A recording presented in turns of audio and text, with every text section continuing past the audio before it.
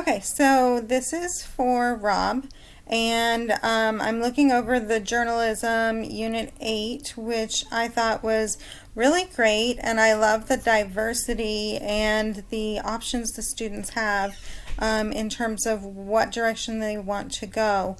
A couple of things I wanted to mention.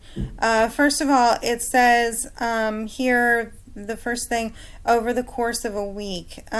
I don't know how much time you're planning on spending on this, but I think that the requirements for the unit, I don't think that I spend, the amount of hours that are required for the unit in 1 week with any class. So you might want to break this up into modules that could go class by class instead of you're going to do all of this in 1 week, because when I'm looking at all of the things that you have then listed, you're going to do this.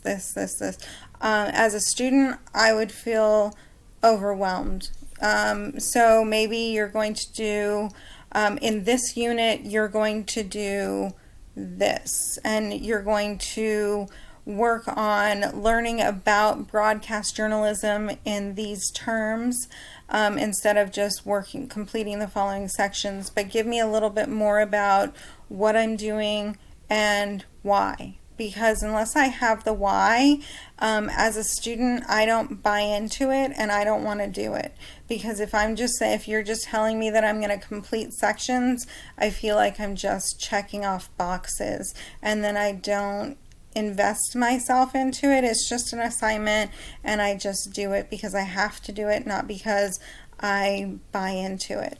Other than that, let me see, the Catholic news part that I went into, I thought that it was great. I liked the playlist that you created. A couple of things there. Again, I want to just look for these little tiny typos that I see throughout what you're doing. I think that you tend to maybe type quickly, but you just make sure you go over your work and proofread it so that you don't publish anything that has those errors, because there's nothing that students love more than to call you out on errors, and that's one of the things that I hate most, is when I miss something and they catch it. Now, other things, here again, I would love a little bit more, check out these videos in the playlist. Why am I checking them out? What do they mean to me? What are you trying to teach me by showing me these videos? And then what am I supposed to do afterwards? Because I don't really see an assignment that is attached to these videos, except you do say, this is Canvas, but you don't say, now go to Canvas, or after you watch the videos, go to Canvas. You just have Canvas. So I need a little bit more direction if I'm a student, because students don't think intuitively. So it's almost like you've got to spell everything out for them as if they're, 5, even though they're 18 or 15 or however old they are.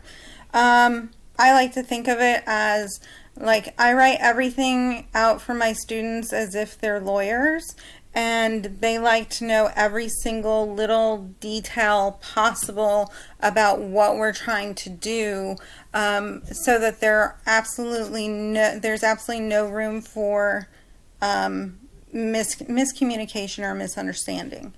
I liked the examples that you gave. I liked the titles that you have here, and I liked the way that you differentiated with the colors. I like that you have this thing with the ethics. I think that, your sources are great. And I like the buttons that you use, etc. I went to the Canvas account, and I thought that this was also a good parallel. I know at Nova we're starting to use Canvas, so I really need to get on the ball and start learning Canvas, because with my my Nova classes, I have to start getting the kids familiar with using Canvas as well. So it's nice to be able to see it in action, which was cool. And it does look nicer than Blackboard. So that would be awesome. It almost looks like a Google site. I like the Flipgrid.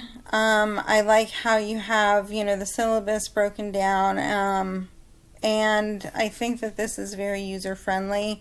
Again, just make sure the students have enough direction and make sure that you catch all these little errors. But other than that, I think you're on a really great path.